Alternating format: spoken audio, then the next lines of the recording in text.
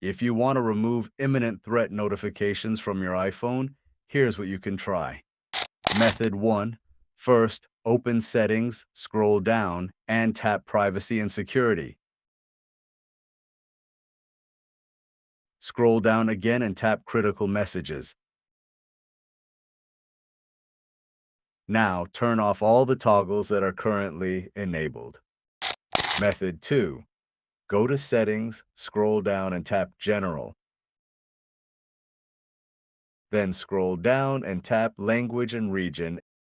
Add English, UK as a language, and wait for it to finish setting up.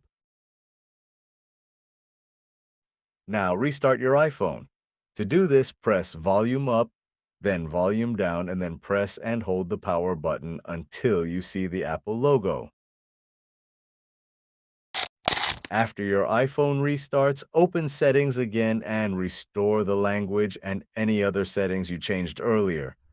Basically, this appears to be an iOS software glitch that can cause imminent threat notifications to appear repeatedly even after a normal restart.